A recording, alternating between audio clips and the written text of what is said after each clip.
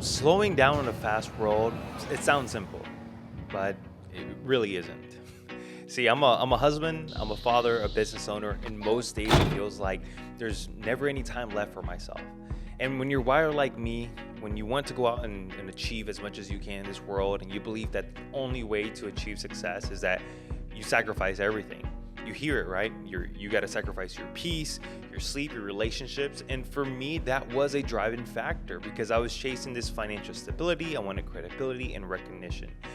And all this stuff, it made me feel like I was doing something right.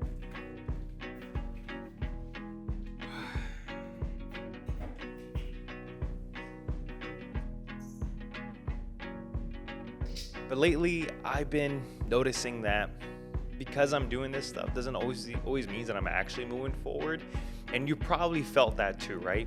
The pressure letting you know that if you're not producing something, you're falling behind.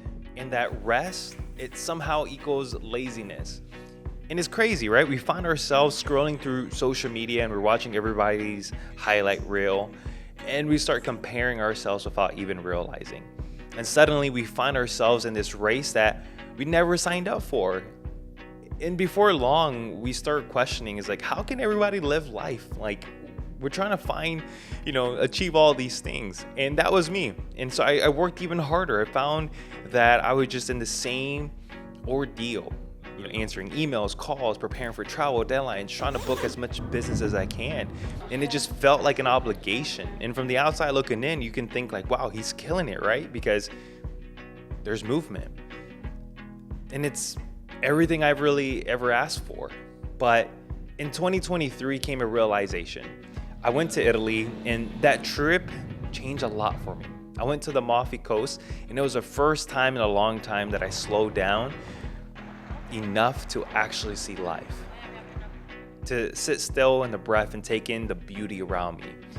Such a beautiful location, and I remember standing there surrounded by that stunning scenery, and it felt like it was painted by God himself.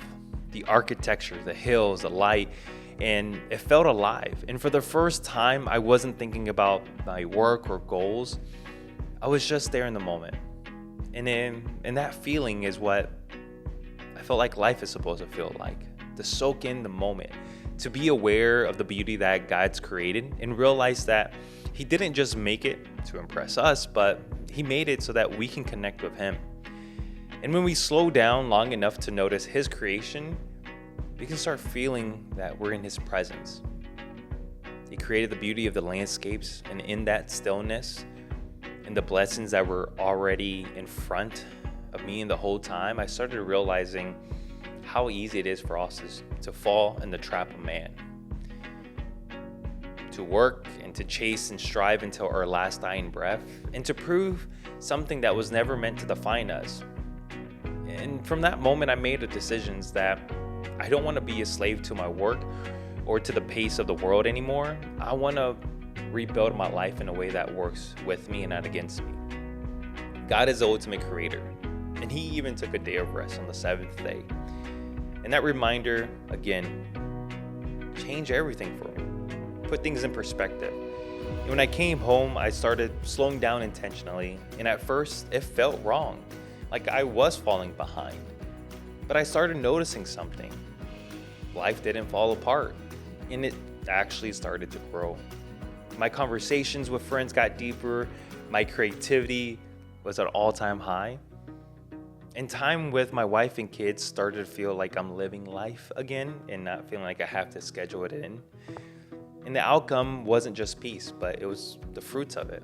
And I began to realize that slowing down is still not about doing less, but it's about going deeper, being more intentional. In that, in a world that we live in right now, it celebrates output. How many reels can I post, or how much content can I put out there? Instead of focusing on being intentional about what you're creating and finding your rhythm. And when you find your rhythm, you're able to start living life more peaceful.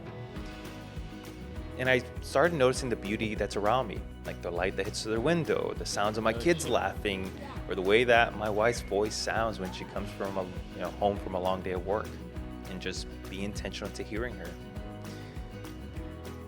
Slowing down, again, It's taught me just to be more intentional in my relationships and my work and how I show up as a man to my family. This world moves so fast, and it puts like other things at the forefront that we should instead be focusing on. And I started to see myself like, what's my relationship with God? Am I slowing down to making sure my priority is with Him? To my wife, to my kids, and to the people I get to serve through the giftings that He's given me. And instead of flipping it and working countless hours to make it happen, or I started being more intentional in designing things. And He started refining me from the inside out. And that allowed me to serve others better, to be a better husband, a better father. Because slowing down doesn't mean that you're stopping. It just means that every step that you're taking, you're making sure it's the right step and not a step that's gonna lead you, in a pothole and you're gonna break your ankle. You're being intentional.